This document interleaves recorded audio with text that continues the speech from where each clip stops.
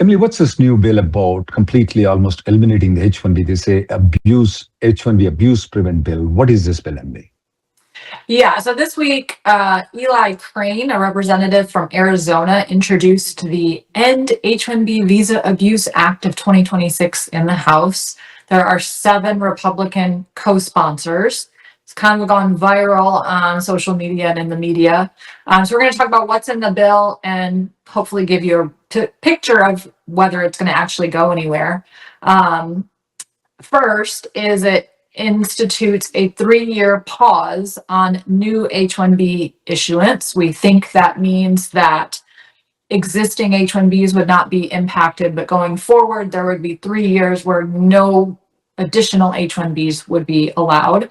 And then after those 3 years, a new set of reforms would take effect that, number one, would actually drop the cap from 65,000 down to 25,000 a year, eliminate the master's cap, eliminate cap exempt H-1Bs for universities, nonprofits, government research, set the minimum wage at $200,000, eliminate third-party staffing placements, eliminate adjustment of status from an H-1B, eliminate change of status filings, eliminate OPT, eliminate EADs, pretty much end the program as we know it.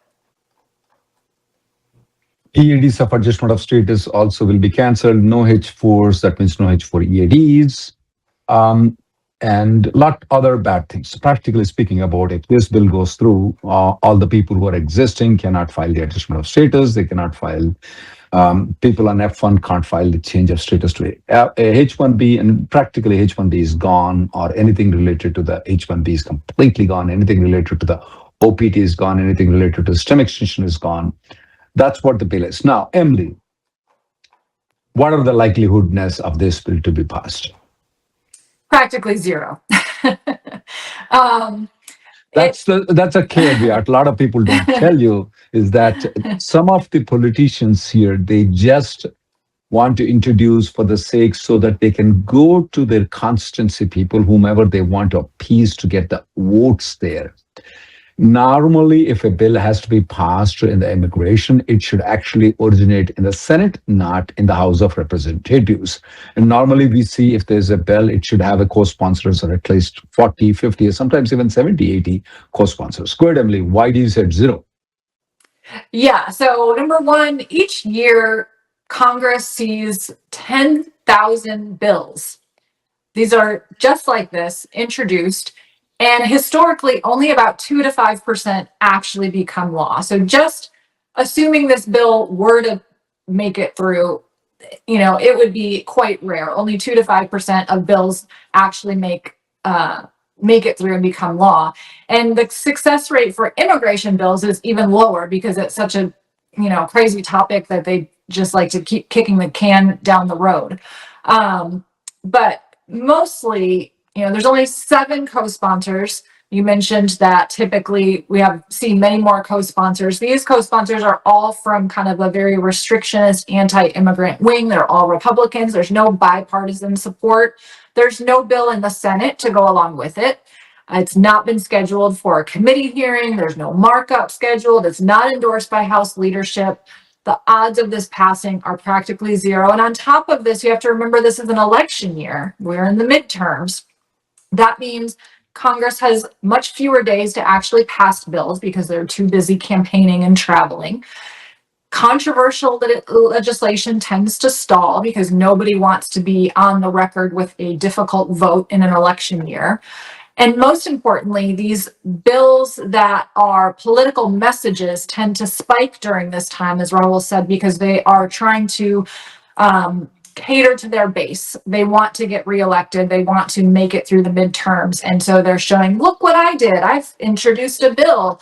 It's got all the things that you want me to pass, even though I have no reasonable expectation of this bill passing, but look at all the work I'm doing. So this is really just messaging, not something that is likely to go through. I want you to repeat what you said about Emily. You said 10,000 bills will be introduced every year in the Congress. only 2 to 3% of them will be passed, and that too, the immigration, the percentage is lower, and especially with about 7 co-sponsors from only one political party. And it is almost nil. That's what you said, is right, Emily?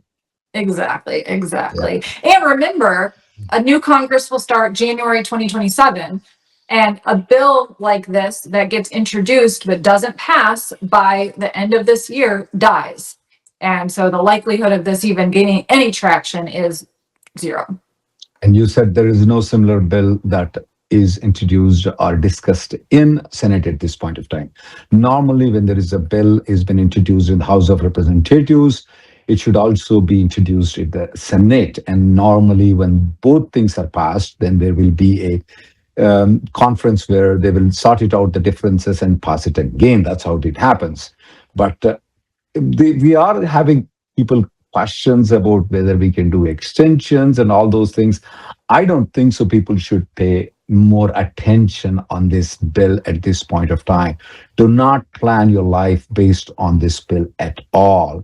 Do not think that this is going to be passed at all. So I don't know whether we should answer the questions or tell them, hey, don't worry about it. Yeah, I don't think there's any point in spending any time worrying about this bill or what it would do. I would say ignore it. Yeah, for all those people who do listen to other channels, this is where we are practical immigration lawyers. We are not YouTubers. We are not news people. So no need to panic. No need to, at this point of time, no need to make any plans based on this one. Anything else, Emily? Oh, sorry, I got dropped off there for a minute. Yeah. Yeah, I just told them not to make any serious effort, and don't even write letters to congressmen, not even needed. No, definitely not. Yeah, and just also be aware of what the legislative process is and how long it typically takes. I mean, this is just the very first step. A member of the House or the Senate introduces a bill. It goes into the hopper. Anyone can do this. One member is enough. No vote, no cost, no support is needed. If it even goes to the next step, first it has to go to a committee, which is generally going to be the Judiciary Committee. The committee chair has to decide whether there's going to be a hearing. Most bills never even get a hearing in the committee, so it dies there. But if it gets a hearing, then the committee will decide whether or not they're going to actually go through the marking up process, amending and voting on it. If it actually makes it out of the committee, which it won't, then it will potentially reach the floor. They'll have to decide, the leadership will have to decide if it goes to the floor for a vote. If it actually gets a vote in the House, needs a majority to pass, but then it has to go to the Senate and the whole thing starts over. And in the Senate side, a simple majority is not enough because of the filibuster. They actually need 60 votes, which means it has to be bipartisan on the Senate side. If the Senate actually passes something and it's different than the House version, then they have to come together and reconcile it, come up with an identical final bill that both sides pass again, and only then can the president sign it, or he might veto it.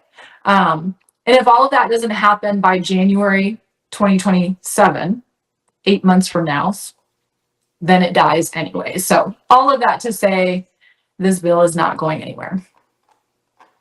So relax, guys. Don't worry about it. That's all we came here to say, that don't bother to worry about on this one. Thank you. Thank you, Emily. Anything else? Nope. Thank you.